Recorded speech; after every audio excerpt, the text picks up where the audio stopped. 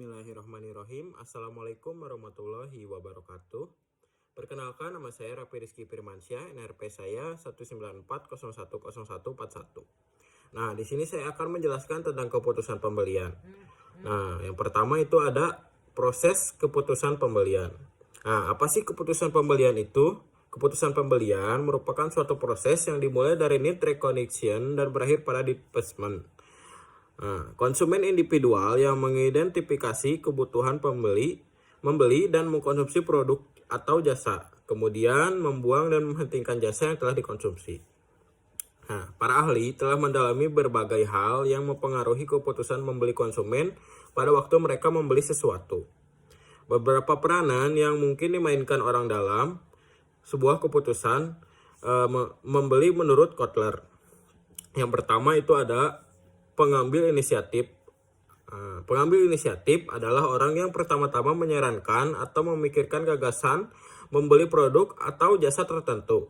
Yang kedua, orang yang mempengaruhi adalah orang yang pandangan atau nasihatnya diperhitungkan dalam membuat keputusan akhir. Yang ketiga, ada pembuat keputusan adalah seseorang yang pada akhirnya menentukan sebagian besar atau keseluruhan keputusan membeli. Yang keempat, pembeli adalah seseorang yang melakukan pembelian yang sebenarnya. Yang kelima, ada pemakai adalah seseorang atau beberapa orang yang menikmati atau memakai produk atau jasa. Yang kedua itu ada tipe-tipe perilaku membeli. Nah, berdasarkan derajat keterlibatan pembeli dalam membeli, yaitu yang pertama perilaku membeli yang kompleks. Nah, para konsumen menjalani atau menempuh suatu perilaku membeli yang kompleks bila mereka semakin terlibat dalam kegiatan membeli dan menyadari pentingnya di antara beberapa merek produk yang ada. Yang kedua, ada perilaku membeli yang mengurangi ketidakcocokan.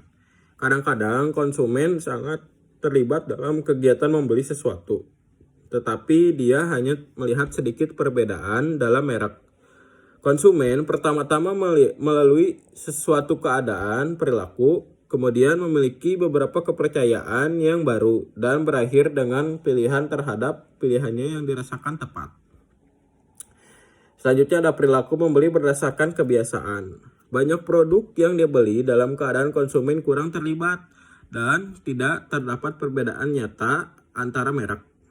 Konsumen membeli suatu produk dengan merek yang sama karena kebiasaan, bukan karena loyalitas merek, terutama pada produk yang harganya murah atau produk yang sudah sering dibeli.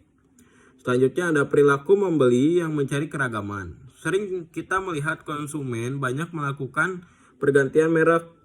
Nah, pergantian merek terjadi semata-mata untuk memperoleh keragaman, bukan karena ketidakpuasan. Yang ketiga, ada tahap-tahap proses keputusan membeli.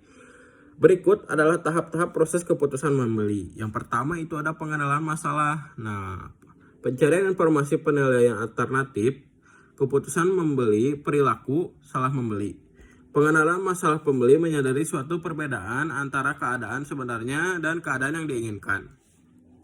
Selanjutnya ada pencarian informasi. Seorang konsumen yang mulai tergugah minatnya mungkin akan atau mungkin tidak mencari informasi yang lebih banyak lagi.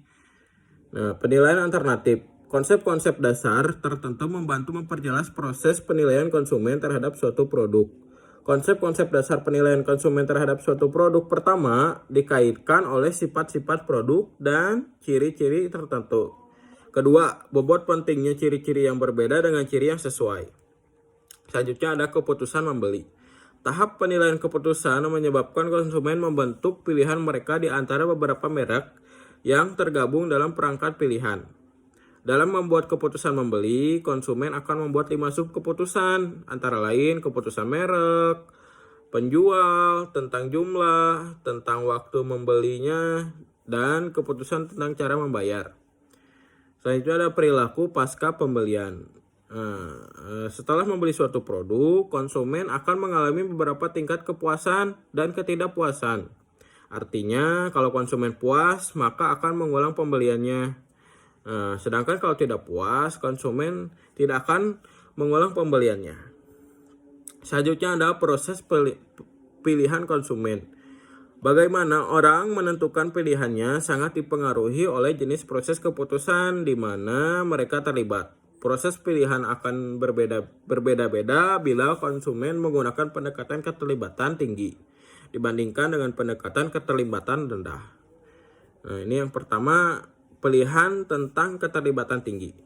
Nah, menurut kondisi keterlibatan tinggi, konsumen bertindak seolah-olah mereka menggunakan model kompensatori. Yang kedua, pilihan dengan keterlibatan rendah.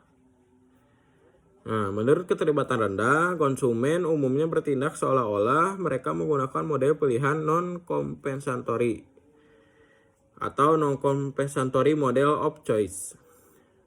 Menurut model ini, penilaian yang tinggi atas beberapa atribut tidak perlu mengkompensasi penilaian yang rendah atas atribut lain.